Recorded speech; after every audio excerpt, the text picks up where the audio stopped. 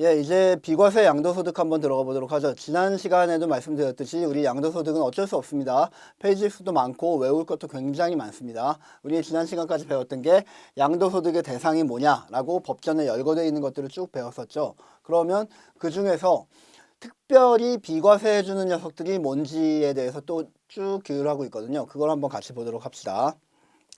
동그라미 1번 파산 동그라미, 그 다음에 처분 동그라미. 파산 선고에 의한 처분으로 발생하는 소득은 파산됐으면 양도세 낼 돈이 어디 있겠습니까? 그러니까 이런 애들은 불쌍하니까 봐주겠다는 얘기네요.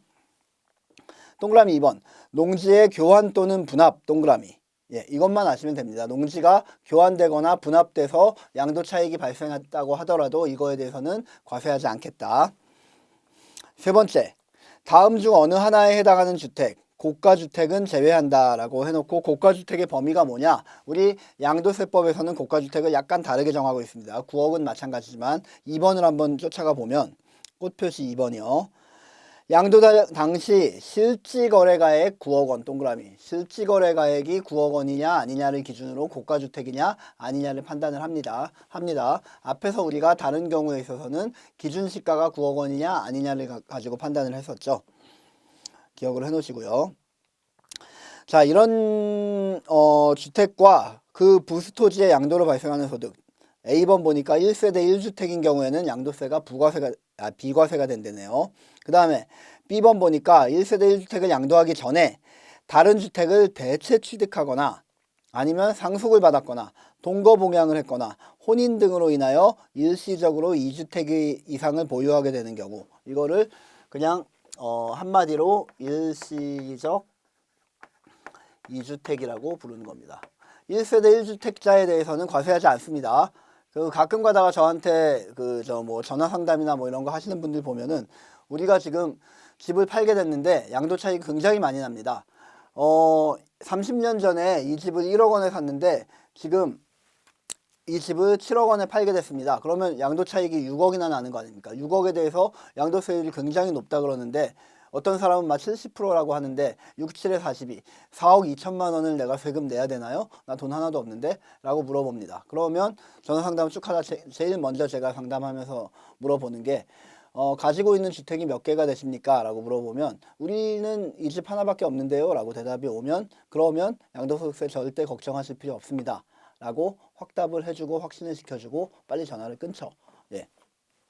빨리 전화를 끊는 거는 시간이 아까워서 끊는 거고 어차피 이분들 양도세랑 관련 없는 분들이니까.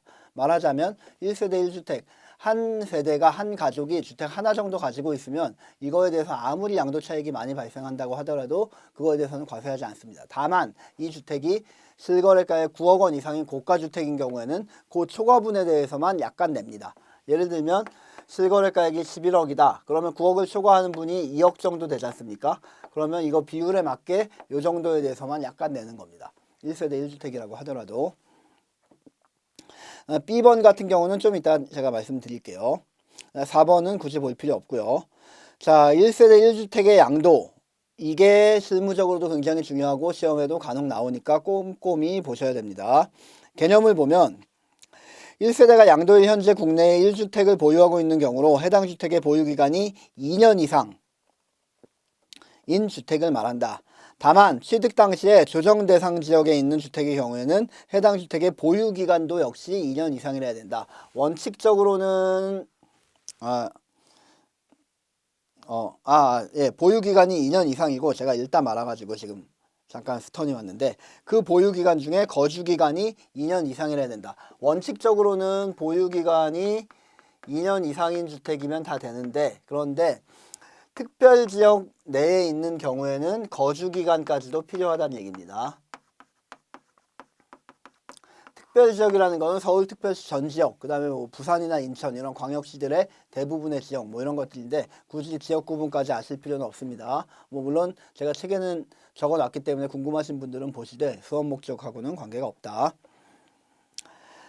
자, 그 다음에 1세대가 주택과 조합 입주권을 보유하다가 그 주택을 양도하는 경우에는 1세대 1주택 비과세 규정을 적용하지 않는다. 다시 말하면 조합 입주권이라는 거는 그냥 하나의 종이 문서 딱지에 불과하지만 이것도 어쨌든 간에 입주권이니까 주택하고 동급으로 보겠다라는 얘기입니다. 주택을 하나 보유하고 있고